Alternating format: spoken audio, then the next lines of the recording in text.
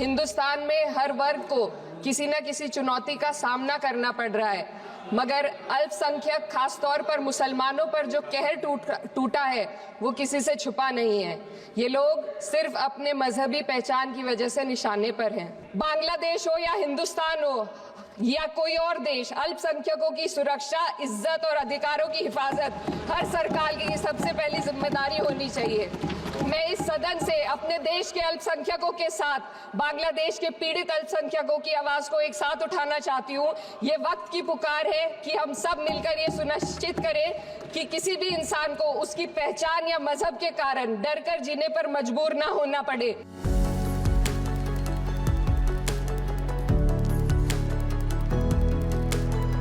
भारत के संविधान के 75वें वर्ष की चर्चा के मौके पर मैं सबसे पहले संविधान बनाने वालों की दूरदृष्टि को सलाम करती हूँ।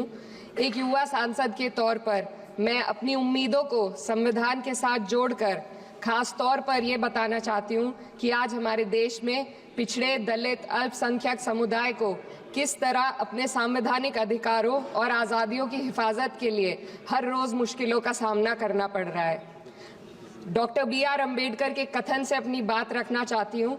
उन्होंने कहा था, मुझे अपने भारतवर्ष पर फक्र है कि जिसके पास ऐसा संविधान है जो लोकतंत्र, समाजवाद और सेक्युलरिज्म को संजोता है। लेकिन आज ऐसा लगता है जैसे संविधान की किताब तो है पर इसे चलाने वालों का ईमान गुम हो गया है। आज हिंदुस्तान में हर वर्ग को किसी न किसी चुनौती का सामना करना पड़ रहा है, मगर अल्पसंख्यक खासतौर पर मुसलमानों पर जो कहर टूटा है वो किसी से छुपा नहीं है।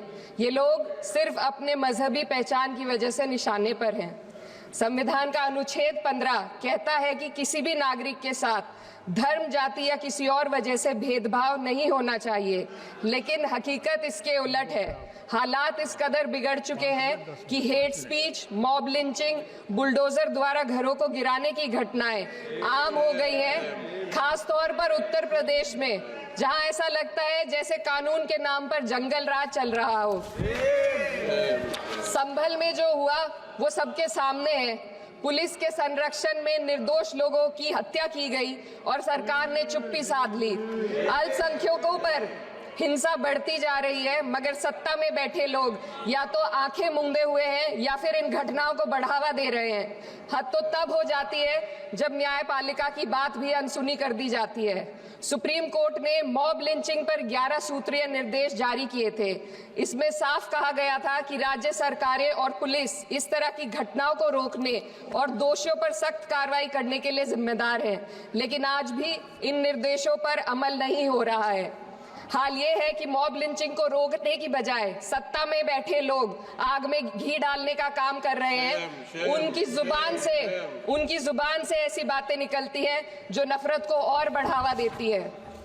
ये अशांति अब इतनी गहराई तक फैल चुकी है कि हमारे समाज के धर्मनिरपेक्ष चरित्र पर गंभीर सवाल उठ रहे हैं। साल की शुरुआत में ही कई राज्यों में दुकानदारों को अपने नाम बोर्ड पर लगाने के लिए मजबूर किया गया।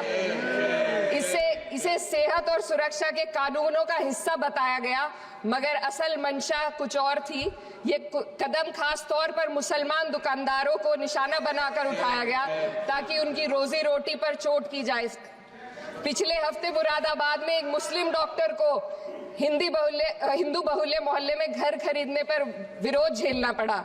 वजह बताई गई कि इससे मोहल्ले की सामाजिक शांति बिगड़ जाएगी। अब आप ही बताइए, क्या ये वजह सही है, जायज है? असल में ये छोटी बड़ी घटना इस बात का सबूत है कि सांप्रदायिकता को बढ़ावा देने वाले बयान और नीतियां हमारे समाज को अंदर से खोखला कर रही है। उत्तर प्रदेश में यति नरसिंहानंद ने बेहद घटिया बयान दिया, लेकिन सरकार इन बयानों पर कोई कार्रवाई नहीं कर रही। हेट स्पीच न केवल जनमानस के विचारों को प्रदूषित करती है, बल्कि इससे अब संवैधानिक पदों पर बैठे लोगों को भी प्रभावित कर दिया है। अभी हाल ही में माननीय उच्च न्यायालय इलाहाबाद के माननीय न्यायाधीश ने ऐसे बयान दिए जिसका संज्ञान खुद सुप्रीम कोर्ट को लेना पड़ा। संविधान के अनुच्छेद 29 और 30 ने अल्पसंख्यकों को उनके मजहबी और सांस्कृतिक हक दिए हैं ताकि वो अपनी पहचान को बचा सके और अपने संस्थान चला सके, लेकिन आज उन्हीं हकों पर हर तरफ से चोट की जा रही है। वक्फ जैसे बिल लाकर उनके धार्मिक अधिकारों को छीनने की कोशिश की जा रही है। आज अल्पसंख्यक समुदाय को संविधान द्वारा दिए गए अपने बुनियादी अधिकार पाने के लिए लंबी लड़ाई लड़नी पड़ रही है।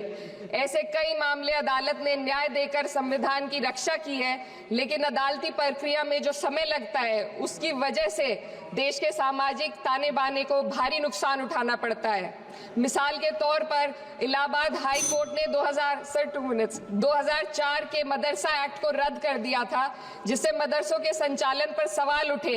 हालांकि सुप्रीम कोर्ट ने बाद में इस फैसले को पलट दिया और एक्ट को वैध करार दिया, लेकिन इस प्रक्रिया में जो समय लगा उसने अल्पसंख्यकों को बेचैनी और संघर्ष के दौर में डाला है। इसी कड़ी में प्लेसेस ऑफ वर्शिप एक्ट 91 भी आता है और कई अन्य अधिकार, उन्हें भी इसी तरह अदालती लड़ाइयों में उलझाया जा रहा है। ये स्थिति न केवल अल्पसंख्यकों के अधिकारों की राह में रुकावट है, बल्कि justice delayed is justice denied जैसी कहावत को सिद्ध करती है। मैं इस सदन से दुनिया भर के अल्पसंख्यकों की आवाज उठाना चाहती हूँ, खास तौर पर हमारे पड़ोसी देश बांग्लादेश में अल्पसंख्यकों के साथ जो हो रहा है वे दिल को गहरे तक चोट पहुंचाने वाला है। उनकी जान माल की हत्या की जा रही है। बांग्लादेश हो या हिंदुस्तान हो या कोई और देश, अल्पसंख्यकों की सुरक्षा, इज्जत और अधिकारों की हिफाजत हर सरकार की सबसे पहली जिम्मेदारी होनी चाहिए। मैं इस सदन से अपने देश के अल्पसंख्यकों के साथ बांग्लादेश के पीड़ित अल्पसंख्यकों की आवाज को एक साथ उठाना चाहती हूँ। ये वक्त की पुकार है कि हम सब मिलकर ये सुनिश्चित करें कि किसी भी इंसान को उसकी पहचान या मजहब के कारण डर कर जीने पर मजबूर ना होना पड़े। जहाँ हक छीने जाते हैं वहाँ अमन खो जाता है। ये बात हर सरकार को समझनी चाहिए। अगर हम सच में अपने संविधान का सम्मान करना चाहते हैं तो हमें नफरत और भेदभाव को खत्म करना होगा। हमें ये दिखाना होगा कि ये मुल्क हर वर्ग, हर जाति, हर धर्म और हर समुदाय का है, और जब तक ऐसा नहीं होगा तब तक संविधान की आत्मा सिसकती रहेगी। सर, अपनी बात को खत्म करते हुए मैं एक शेर अर्ज करना चाहती हूँ। ये दाग दाग उजाला, ये शब गजीदा शहर, वो इंतजार था जिसका, ये वो शहर तो नहीं। लेकिन अगर इस सदन में बैठे हम सभी सदस्य ये ठान ले कि हमें संविधान के मूल्यों को लागू करना है और उसे लागू करने का प्रयास करें, तो वह सुबह जरूर आएगी जिसके लिए लाखों भारतवासियों ने अपने जानों की कुर्बानी दी थी।